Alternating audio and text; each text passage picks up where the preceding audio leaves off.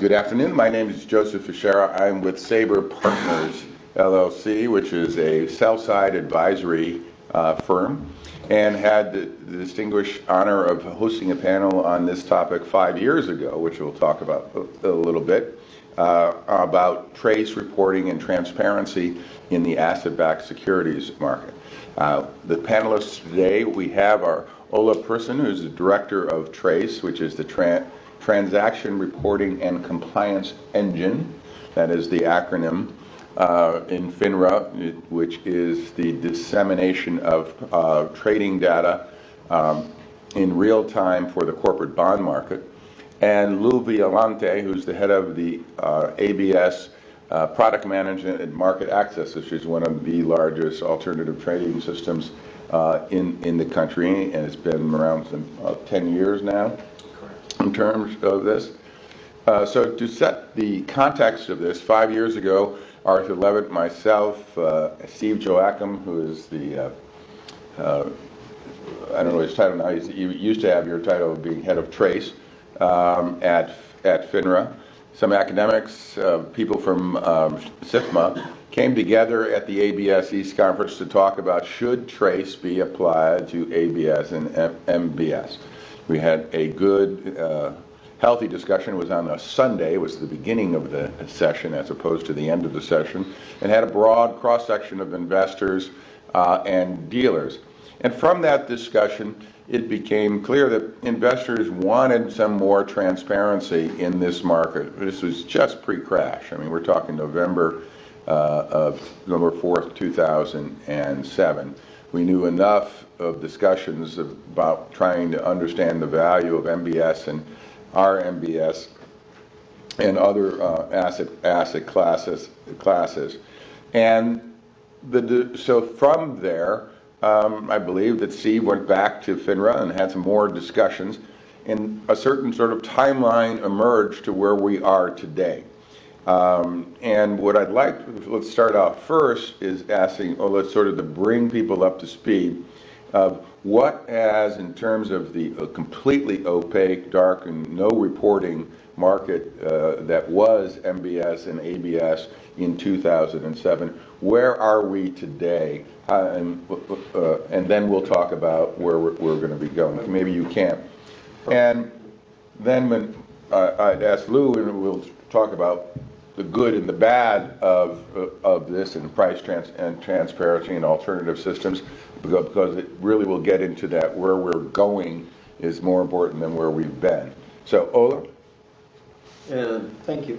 So, yeah, very quickly, the TRACE is trade reporting and compliance engine, and I think we're gonna do like MCI did. Let's just stop telling everybody what the acronym stands for because it's so long. But it was actually originated in 2002 for corporate bonds. So we just passed our 10-year anniversary for corporate bonds. And they were faced. So TRACE really serves two purposes. One is to collect the data to create a regulatory audit trail, so our market regulation team and member regulation team can do surveillance and oversight of the marketplace. The other purpose is to increase the transparency in the markets that we collect data on. And when it started back in 2002 with corporates, obviously the data was used for regulatory purposes right away, but then dissemination was phased in over time, and it gave FINRA a chance to study the effects of increased transparency for the corporate bond market. For those of you interested, we reference all these academic studies on our website, and they're all public. That carried us to 2010. In 2010, we added agency debentures. Not terribly revolutionary for the marketplace, but it's obviously an important sector, and there's a fair amount of retail activity in that space. So we added that, and we made that transparent right away because we figured that was similar enough to corporate bonds that it wasn't so controversial. What we did in 2011, and following the panel that Joe refers to, FINRA obviously went back, did a lot of research and study on this, and ultimately presented a proposal that said we want to start collecting data on all asset and mortgage-backed securities. However, knowing that there's actually very little known about the marketplace. We want to have a chance to study this data and look at it and understand it before we start disseminating and make sure that dissemination is relevant in this marketplace. So that's where we started. That was May of 2011. We started collecting all this information. Out of the gate, we did two things, though. We recognized there's a lot of interest in this data. It's very valuable to the marketplace, and there's a lack of information in the marketplace. So we did team up with Interactive Data to create end-of-day aggregate level reports by various market sectors. And we actually launched them at the MBS East last year. So they've been out there for exactly a year. They've garnered a tremendous amount of interest, which I guess is a sign of the lack of information in the marketplace. They both show trading volumes, customer buy volumes, customer sell volumes, and so on, by all the various market sectors.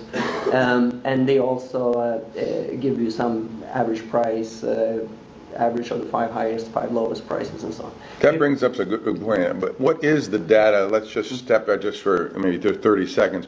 Of what each broker dealer that trades must give you, what kind of data do they give you? What are you aggregating that they now? Because most people, I think, in the audience and at this thing think everything this is all sort of back office, and it probably is right now because they don't really see any of it. What kind of things are you collecting? Actual the granular data points? Yeah, what are the data points? Thank you. Maybe I should have started there, actually. Yeah, it's Trace. It's a post-trade reporting. So any FINRA member who's by definition a broker-dealer, broker-dealers by definition a FINRA member, have the obligation to report. And what we say is we want you to report to us the time of the trade, obviously the QSIP, what did you trade, the time of the trade, how much, the volume.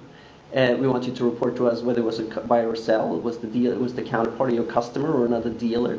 Did you execute in a principal or agency capacity? So those are the basic. It's fairly basic elements of the trade that we ask them to report. So that's kind of the foundation. It's not pre-trade transparency. It's not quotes. It's simply the actual transaction, information about the actual transaction. That's when the parties have a meeting on the minds. That's reported. And it's down to the QSIP level. So every QSIP has to say buy or sell, principal, agent, price, time, and volume. That's correct. And so the paradigm is actually the same whether it's corporates, agencies, or asset or mortgage backed. So let me just come back very quickly. So we started collecting this in 2011 in May. We released the FINRA Interactive Data products in October. If you haven't seen them, I really encourage you to go to the website. We keep them on our website. Interactive Data keep them on their Vantage website. They're free of charge, no usage restriction. We encourage everybody to use them. They garnered a lot of interest, as I said. I think they're picked up by all major firms that spend a lot of time actually analyzing them. So that's been very positive. The other thing we put out early on, again, to share what we see in this marketplace is we released also a fact book. We always had a fact book for trades. We have one for corporates, one for agencies, and we released one for all securitized products. So that's on our website. We publish that quarterly, and then we do an annual bigger wrap-up. So that's the information that's been made available to date. So there are two segments where we made good progress on proposing specific dissemination policies. And can I cover them as well? Well, I think so. In terms of that data, are they capturing? Lou, do you think they're capturing the right amount of data? Is there other data? Or is there confusion in that data? A lot of noise in that data? And how do you see sort of the regulator coming in with such having all this data in this market? Yeah, no, I think that the data is there for sure. I'm going to pull the mic. I think the data is there for sure, and there are no real issues with the data. Just a quick roadmap on one possible, outcome or consequence of price dissemination in structured products. One possible path. We think an increase in price transparency, would quickly lead to barriers to entry. Entry being lowered for new liquidity providers in the market. This means more new participants in the market, a higher number of liquidity providers. a higher degree of competition, better prices, more liquidity. Long term, we think price transparency is good.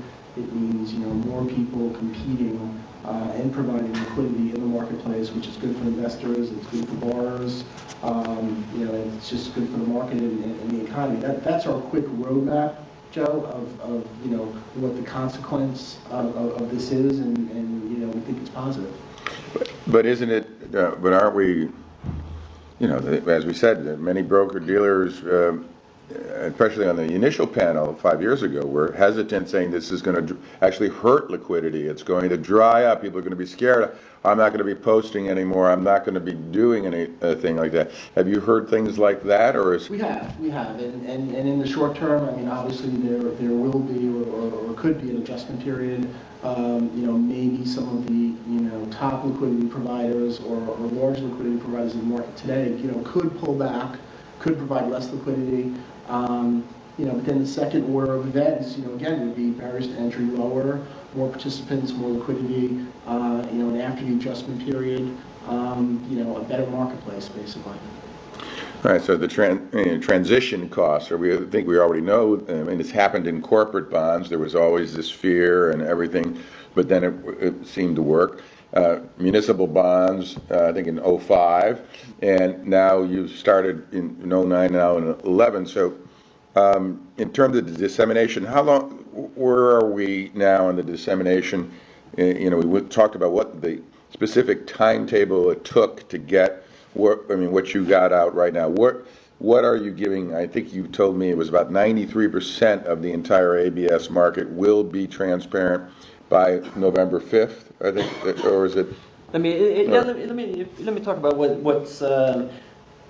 what we've done and where we made progress and what we're looking at next. I think that's really nice. So when we started looking at this data, we partnered up with four different independent academic teams to study various aspects of this data. We obviously spent a lot of time doing our own analysis on the data set.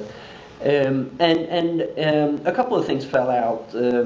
One is the TBA market, very large, very liquid, seemed obvious as a first candidate without spending all too much time on it. So let's not use any acronym. Just spell it out. Oh, sorry. Yeah, the to be announced. So it's agency pass-throughs traded to be announced. It's a huge marketplace. It's 275 billion on an average daily basis, more than 10 times as large as corporates. It's a very efficient market. There's good commercial pre-trade transparency. So we went there right away and we filed a proposal with the SEC. We made some modifications. We got a comment letter from SIFMA that wasn't necessarily about the transparency, it was about some of the operational aspects. We revised the proposal and so on. But ultimately it was approved, and that's actually becoming effective November 5th, which is in 2 weeks. So at that point, all TBA transactions will be disseminated on a CUSIP level. There's a reporting time. We let the firms phase in. Initially they have to report in 45 minutes. That's going to shrink to 15 minutes 6 months later to allow them time to adjust their systems and so on. So that part that covers something like 87% of the par value traded of securitized products that we started collecting. So that's a big chunk to get out there. The next thing we did, which goes hand in hand to that, is we looked at specified pool trading, so trading the same assets, just trading the pool specified as opposed to be announced. And we filed a proposal. There's a lot of, when you look at it and the academic studies confirm it, obviously a lot of the price variation, a vast majority of the price variation in a pool is really explained by the price variation in the underlying TBA. So there's a very close correlation there. We filed a proposal early this year. The industry came back, and it was interesting. We've had a lot of conversations since with concerns about, since the fact that a lot of these pools are small, held by an individual investor, it raised some concerns about the ability for firms to operate anonymously and not signal their trading strategies. So having gone back and forth on this a lot and spent a lot of times with especially buy-side firms, we revised the proposal and went back into the SEC. The comment period, the public comment period expired October 4th. There were no comments received, so we're expecting or hoping that the SEC will approve it. They have to, I think, by the end of the month, they have to approve it by the statutes. So that addresses that. Then we see another like 18, 19 billion traded on an average daily basis. It addresses. Hang on a second. It addresses about another 6% of the par value traded. Sorry. How did you change the proposal around? Oh yeah. Sorry. I'll come to that. The original proposal looked very much like the dissemination of corporates or agencies or TBAs. We're saying we're going to put out the CUSIP level information and the transaction data on it. With the concerns that they raised, we reworked that proposal, and instead of putting out the actual CUSIP that traded, we're going to put out the characteristics of the pool. So you're going to see, instead of saying the CUSIP that traded, you're going to see that it was a Fannie 5% 30-year level pay single family mortgage, and then we're adding a number of elements to that as well. We're going to whack, wham, walla, average loan size, and original LTV. You're going wild on those acronyms. Sorry. Yeah, weighted average cost, weighted average. I can live it, but why don't you just go through? Weighted average coupon, weighted average loan age, weighted average maturity, of course, the average loan size, and the original loan to value ratio. So we're starting with those elements, and there's a little bit of bucketing there going on, because otherwise they get so specific, these numbers, that unless you bucket a little bit, you're going to get a 1-to-1 match to a CUSIP almost every time. So we did that, and so it's really fuzzy transparency. It's hopefully very valuable transparency that can initially address the concerns that were raised. And the reason we felt this was a good way to go is start getting valuable information to the marketplace, and it gives us a lot of options from here to either add additional characteristics, shrink the buckets if needed, or we can still, if the market evolves, we can still have the option of later look at the CUSIP level transparency as well. Yeah, so, that's you being responsive to the comment. I mean, how many comments were given? I mean, was it a lot of comments? I mean, or was this short? Given the fact that the revision got no comments, you obviously were very responsive. Right. So I think we don't necessarily judge by how many comments we get. We always take all comments very seriously. We do our own due diligence. We don't necessarily just take a comment letter at face value. In this case, the comments there were 2 comment letters submitted, one from Regional Bond Dealers Association and the other one from SIFMA. But based on those comment letters, we want to validate to ourselves, is this a valid concern? Is this something that we should be worried about? So we, as I said, spent a lot of time actually with especially buy-side firms to form our own opinion on the concerns that they raised, and to judge what's the validity to these concerns. So we don't judge by number of. But those concerns were concerns that the marketplace may be able to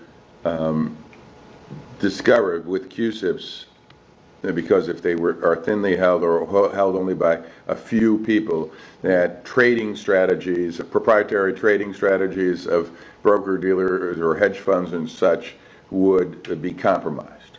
That was the concern. And so therefore the pool, all right, so then your response was, okay, we don't want to hurt the, we don't want people, broker-dealers or hedge funds, trading strategies to be necessarily reverse engineered, but we still want transparency. Sort of the compromise was then let's give more pool information, not with as much specificity, but not so much as to get to the CUSIP level where this reverse engineering. So we're sort of trying to balance those 2 interests. Is that fair to say? I guess that's fair. We were trying to find a model that advanced transparency, but addressed the concerns that were raised. I think the one thing I think I mentioned this to you before. There's a series of concerns that's always been raised with Trace from the beginning. Trace was obviously controversial back in 2002. I think the concerns that were raised this time was not the more common concerns that we had heard over the years. This was a very different set of concerns because it's a different marketplace. It functions differently than the corporate bond market. So I think we try to address that, but still advance transparency. And I think, as I said, for us this looked like a good starting point that gives us a lot of options for how to further transparency down the road either building on this model or reversing to some other model. But in essence, I guess you're right. All right, so when you say, so the to be announced was, would you say 87% of the market? Yeah. And the specified pools is another six So or basically, 7%? between these two, so of everything we started collecting back in May of last year, these two proposals addresses about 93% of par value traded and 75% of the trade. So it's a big chunk of that. The TBAs are obviously the driver on that. So what is the 7% that's left? So that's and that's. Go ahead. I guess I'm asking you rhetorical questions as this panel will discuss. So I guess that actually brings us into. Can I just finish on the specified pool proposal? Because the TBAs are actually going live on November 5th. You're going to see trade data on November 5th. For specified pools, the comment period expired October 4th. We didn't get any comments, so we're hopeful that the SEC will approve this proposal by the end of this month.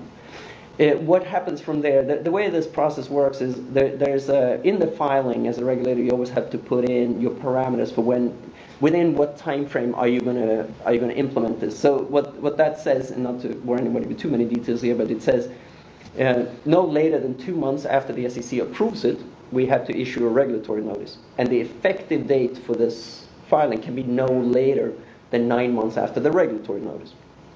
So I guess what they're saying is the absolute outer time frame that we have to work with is if they approve it at the end of October, we have to the end of the year to put out a reg notice, and we have until the end of September then next year to actually implement this. I'm not suggesting that is the actual time frame. I'm just saying that's the outer limit we have to work with. If we can do this sooner, we'd love to do it sooner. So I just want to spell out on the TBA, what was the time frame there? Why don't we just look what you actually did with that and know your outer limit? So why don't you tell us that on the TBA? We went there. We did shorter. We did about 6 months from reg notice to implementation. And I think you filed to collect the data in 2009 and then got approval in 2010, and then you went out with specifics and we started requiring it by 2011. When was it? May of 2011? May of 2011. Okay. So these lead times are obviously hugely dependent on what it is and what's the technology change. The change for a member firm to put in place reporting of asset and mortgage-backed security is significant. The change here to shorten the reporting time frame for the purpose of making dissemination more valuable is a far less effort on behalf of the member firm. So it depends, obviously, how big is the change we're introducing. So I think the initial getting Trace up and running for securitized products was a significant undertaking for FINRA, but especially for all member firms. So it depends a little bit on what change we're talking about, what kind of lead time we're working with. So what we do have now, therefore, then is the infrastructure. And I don't know if everyone knows this, but the infrastructure everyone is reporting every single trade to FINRA. So no longer can people say, my back office, and it's going to take time, I don't have the technology. It's there. And you are looking at that also from not just, there's two phases here. One was what Lou is talking about, to the marketplace and dissemination to investors. But you also are looking at the data from an oversight. Can you just say a little bit about what you're looking at the data and what investor protection stuff from looking at the data that isn't public, that we don't see yet, and why would you be looking at it? As I said from the beginning, the purpose of Trace is really twofold. The first one is to create the regulatory audit trail to allow for surveillance and oversight, and the other one is transparency. So the surveillance and oversight is looking for any fraud, manipulation, excessive markups, anything that you can glean from that data.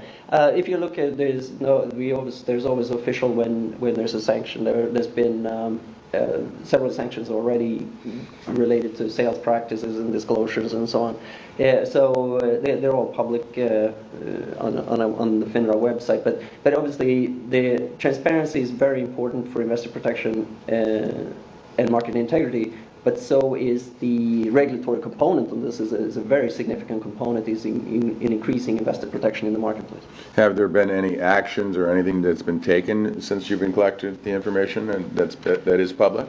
Yeah, if you look at our website, you can see what cases has been brought by regulation or enforcement, rather. I mean, so it's already had some effect in terms Oh, of... absolutely. I also think just the fact that we have it and look at it is significant for firms, and they know that we have full access to this data. It's all called the Hawthorne effect. People act differently if they think they're being watched. So let's now go to the public dissemination, is what Lou and myself are both very interested in terms of the transparency and what that would do to the market and worry. And I guess the 7% that's left is everything else, right? Everything that we've been talking about for these past couple of days in terms of all ABS cards, autos, CMOs, everything else is, so the TBA and the pools you've got, that's only about 93%. That is 93%. 7% drives a lot of careers at this conference. Tail wags the dog at times. That's slated to, so what we can try to think about, you're being cautious about going forward with that. You have the data, but you're being cautious about now releasing that data. Can you tell us a little bit about some of the things that you're doing, or what some of the things that you're concerned about? Yeah, I think generally it's been a year. We feel we made good progress. We can always do more and quicker, but we feel we made good progress. And certainly after these two TBAs and spec pools behind us, we're certainly focusing on. We're going to be focusing on what's the right thing to do with CMOs. Is a very big space here, and I'll touch on that in 1 second. And the rest, as Joe referred to, is anything from credit card, auto loan out to CDOs and CLOs is still data we haven't presented any proposals to. Yeah, the CMOs, it was very interesting when we started collecting this, because I think the one thing that was a little bit eye-popping for people is initially that there's significant retail participation in CMOs. And obviously as a regulator that brings an extra sense of urgency to doing something with that. So I think CMOs is something we're going to look at next, and ABS, I'll come back to that. But I guess the reason CMOs, the reason we haven't presented anything else, we recognize there's significant differences between what we saw in corporates, what we saw in agencies. TBAs is very fungible and liquid. CMOs are very, very different. There's no fungibility. You have to analyze each tranche in each deal. You can't really extend transparency. But just to contrast the amount of liquidity, in corporates we have something like 40,000 QSIPs, and we see about 40,000 trades, 42,000 trades a day. For CMOs, there's something like 215 or 220,000 tranches, but we see about 3,000 trades a day.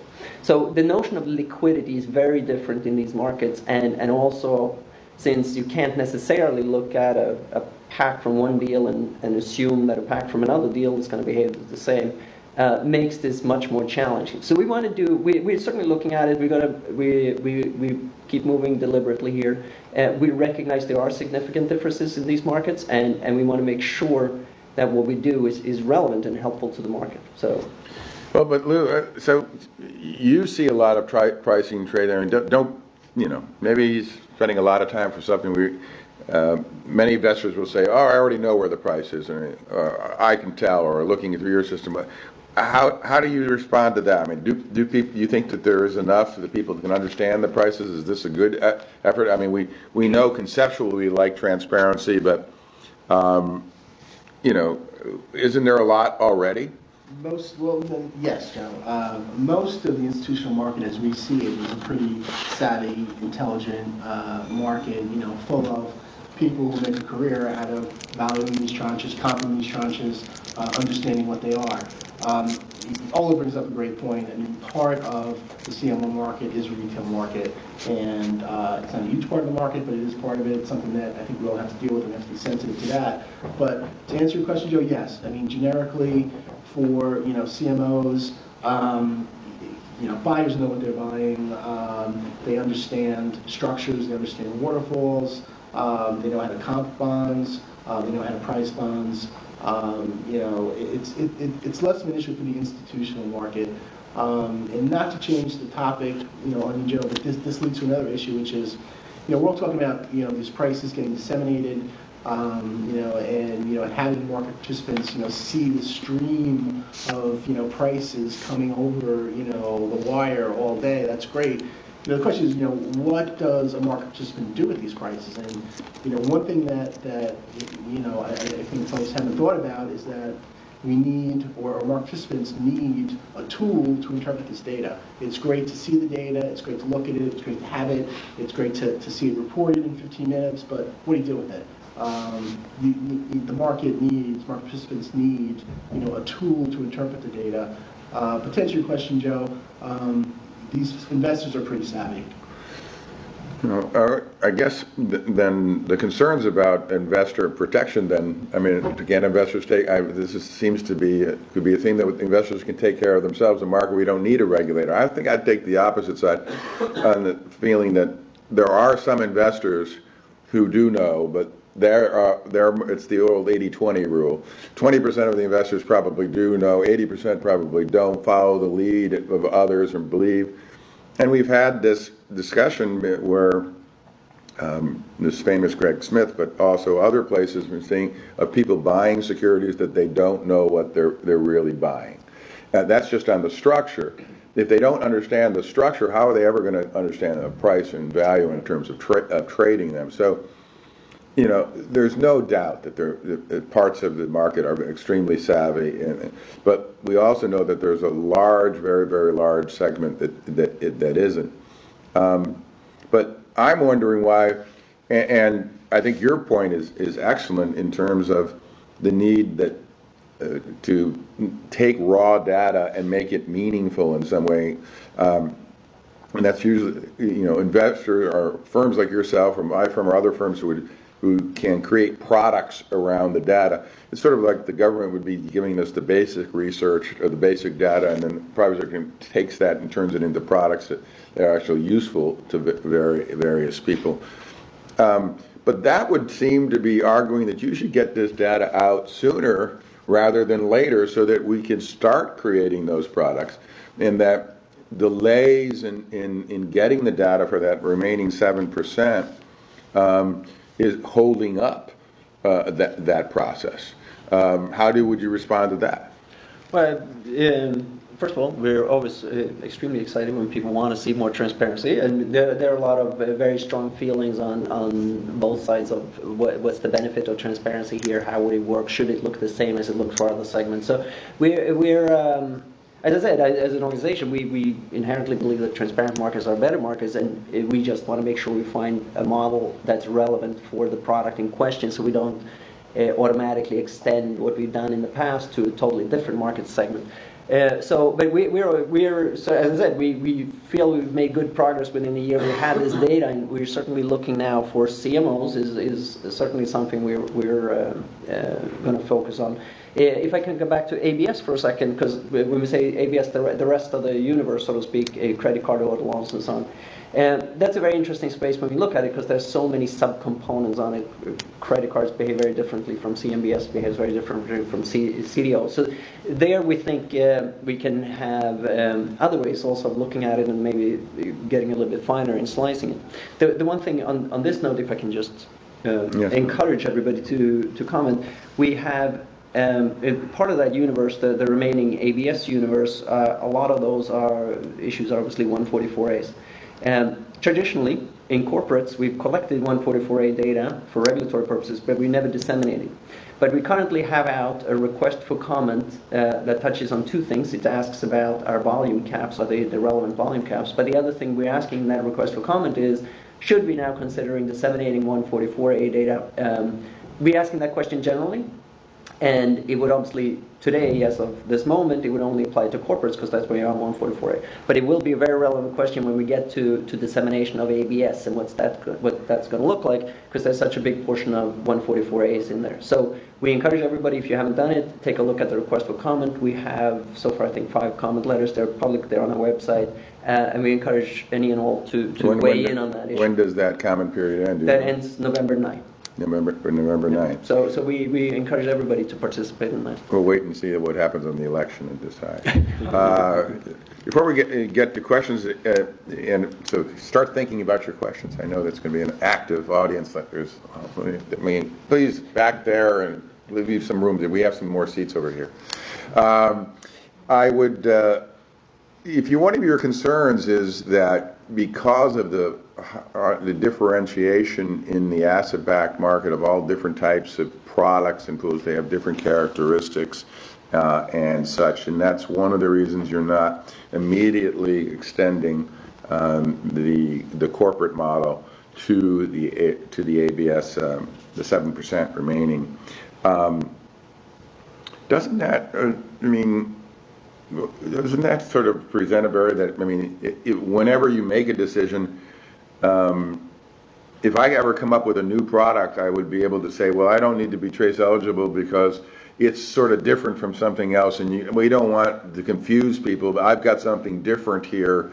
Do you really need to have standardization or some sort of way rather than just say, look, this is the CUSIP, this was what it was a buy, sell amount and everything, and then the private sector, the investor goes and looks up that CUSIP and gets the transparency and does their homework, and you are out of it. Once you're starting to, it seems this concern about, well, gee, all the CUSIPs they're all going to be something different with everything. Isn't that a very powerful argument, never to do anything new? Never to do anything new. Or be able to cover it under transparency, because it's gonna. If I do something very, very creative in investment banking, I can keep it dark. Yeah.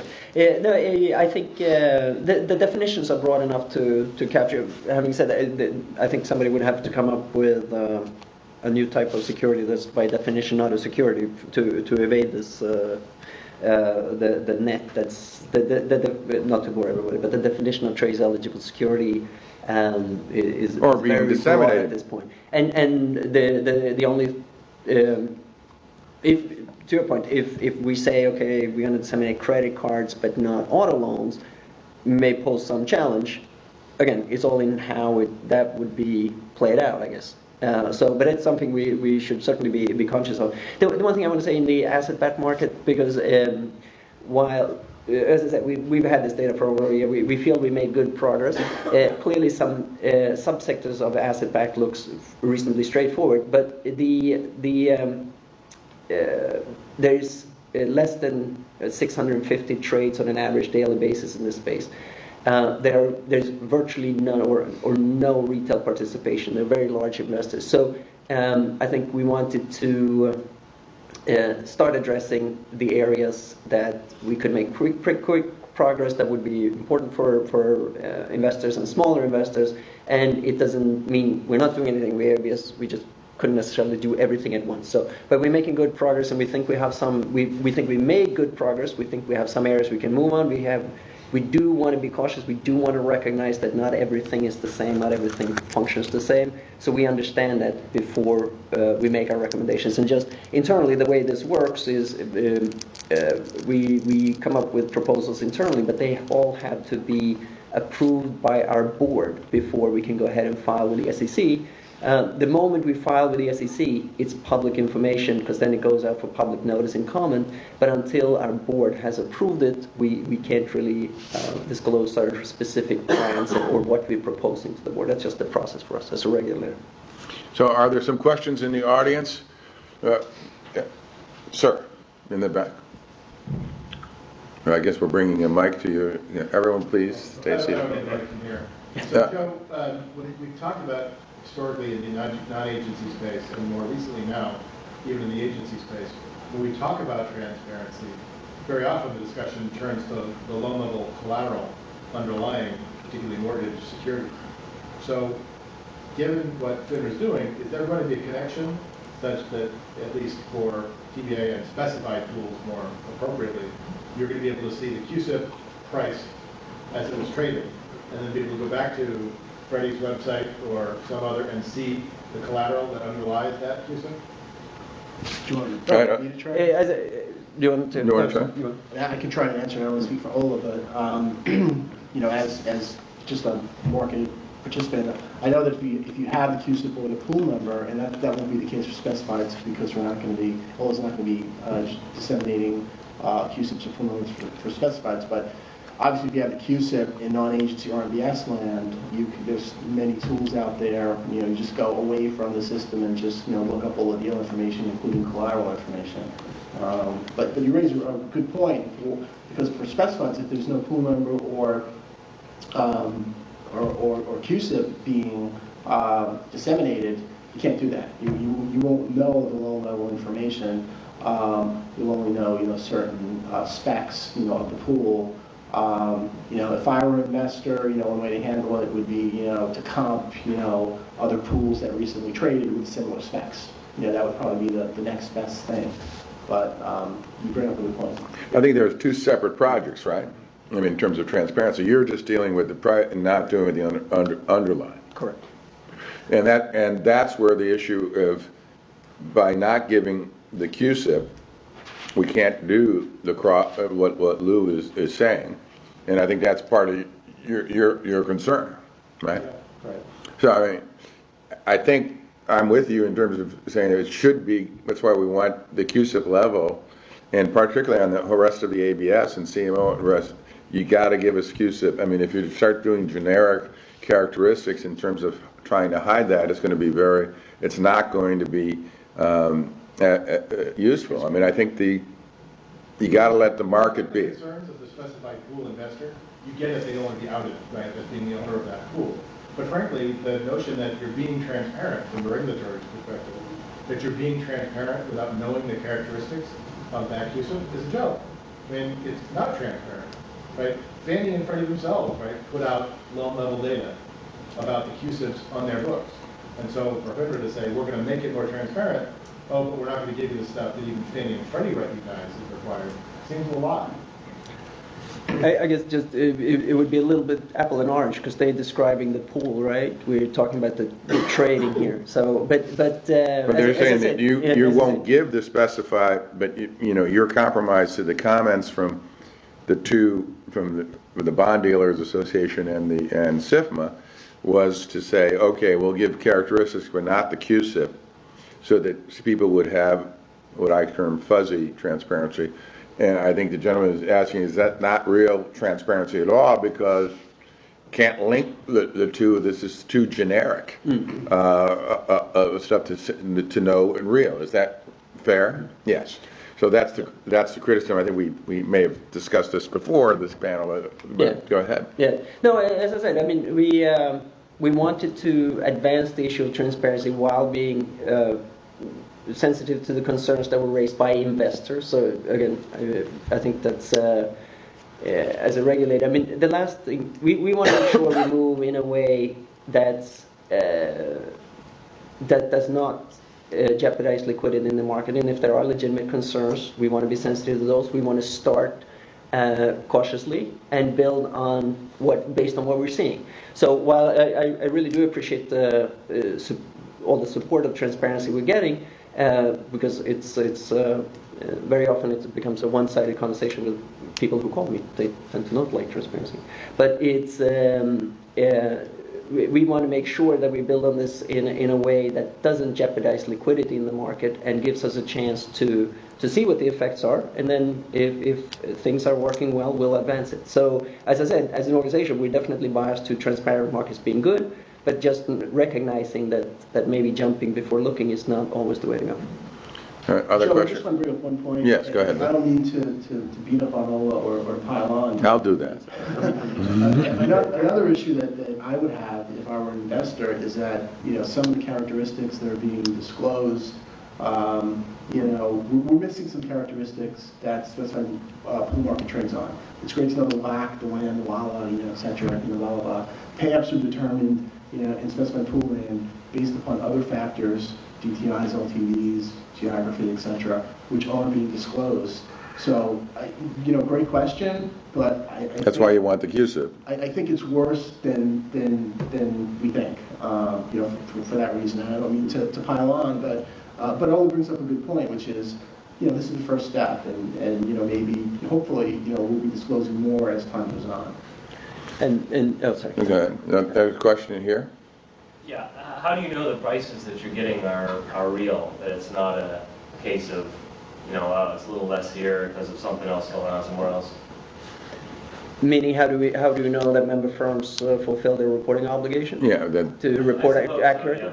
so, yeah. I guess that's a general question for FINRA. The way FINRA, obviously, if you want to be a broker dealer in the US, you have to be a member of FINRA, and FINRA regulates you. FINRA has a number of ways of ensuring compliance with the rules. Maybe let me clarify, not necessarily real, but that it's actually a market price, that it's a liquid price, not let's do this deal and we'll put down a lower price here in compensation for something else happening somewhere else you can't see it. well, it's supposed to be a transacted price. Yeah, I think again, I just come back to how we do this. So we have two groups that really focus in on the accuracy and completeness of reporting. The first one is market regulation. They do more this macro level surveillance on patterns and reporting that we get reports from both parties and so on. And then we have our member regulation team. They're the ones who have district offices throughout the country and goes into the firms and actually looks at the books and saying what did you trade, did you report it to Trace, and track it down that way. But clearly the reporting obligation, when you read the rule, is pretty clear on what you have to report. So two parties kind of trying to fudge it and bring it down a point for the purpose of evading Trace reporting, I guess it's conceivable. It seems somewhat unlikely, but it's conceivable because those prices would be out of sync with other prices, and market reg would take a look at them. But John's, I think, are you saying where they could underpay on one security and overpay on another? Trade involves actual two Yeah, I was going to say that would be the normal.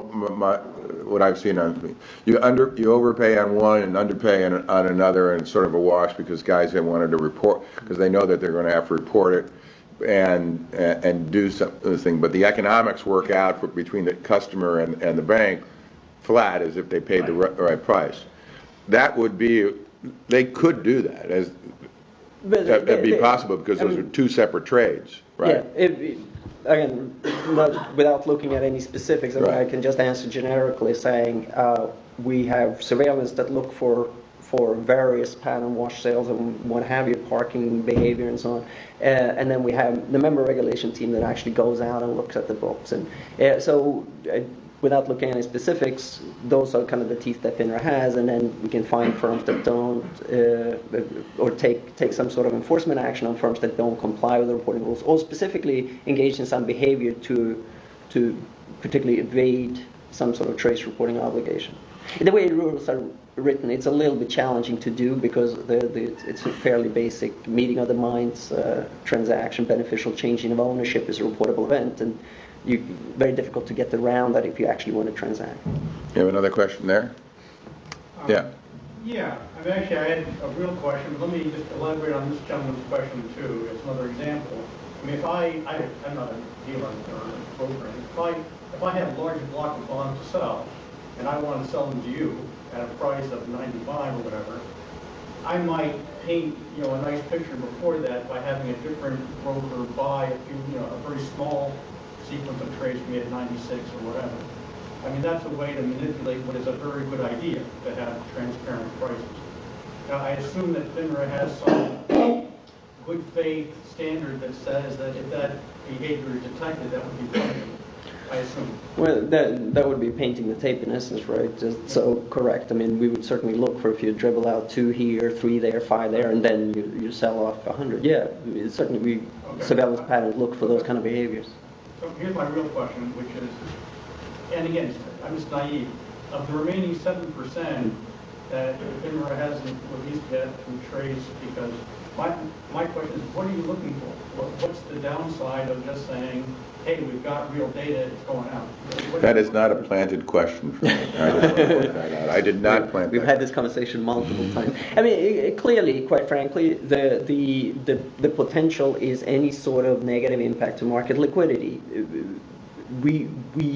We, as I said, we do believe transparent markets are good markets, but good markets needs to stay liquid. If transparency would have a negative impact on liquidity, that would obviously be a big factor to take into account before moving forward, right? So, But isn't that every single time that FINRA has confronted whether to have transparency, the question has been, it's going to have a negative effect on liquidity. And all our broker-dealer and my brethren come in and we say that. It was said in 2007. It's going to be said in 2012. Why are you taking it more seriously now, or is it because of the financial crisis, the presidential election? I mean, is there because it's a perennial argument, and we know that there will be a transition cost. Why don't we just do it and let the market absorb it? I mean, that's, I think, essence of your question, is it, sir? Thank you, because it's on the tape. I want to know that I'm not the only person saying this. Yeah, go ahead. First of all, having worked on Trace for 8 years, this is the first time I'm being beaten up from the other side, so to speak. People want more transparency. It usually goes exactly the opposite way. But as I said, I think that we have to recognize, and I think we do recognize, that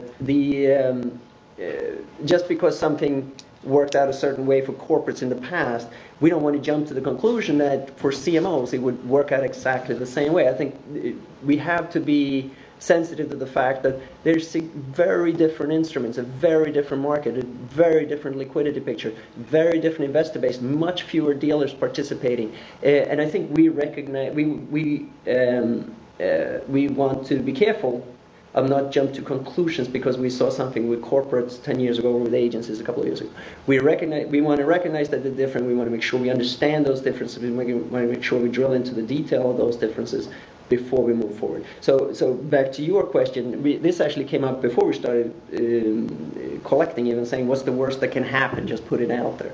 And the worst that can happen, quite frankly, is significant reduction of liquidity of the marketplace, and that would be very bad. And so we want to make sure, reasonably as sure as we can reasonably be before we move forward, that whatever action we take is a positive for the market. How many, in the audience, how many investors here? And how many broker dealers? And the rest are, what are the? You're not an investor, you're not a broker dealer, or you're just professionals in support. Okay, so we have sort of a mixture here. So a question from the. Have you studied? This is for Mr. Pearson. Have you studied the non-agency CMO universe, like prime, alt-A, and subprime? So that's non-agencies. There's subprime is now like 600-700 billion of base that's outstanding. The non-agency is several trillion of base current. So have you seen big price differences in the same Q-SIPs and studied some giant irregularities? Because the thing about this market is that if you poll like 20 people and you ask them to bid on any one given day, the spread, the whole market kind of got distressed, and a lot of the AAAs are now going to take some principal write-downs. And so it's like, even with the senior bonds, one guy thinks it's worth 57, and another guy's at 67, another guy's at 52, and it's not like there's any right answer. It just happens to be two guys kind of come together with a meeting of the mind, and one day it could be at 52, and the next day it could be at 62, and that range of prices is all acceptable, because it just happens to be that, depends which two guys in the over-the-counter market, put their heads together and cut a deal. And so have you seen lots of, big price swings and stuff, and all the non-agency stuff? Yeah, I guess generally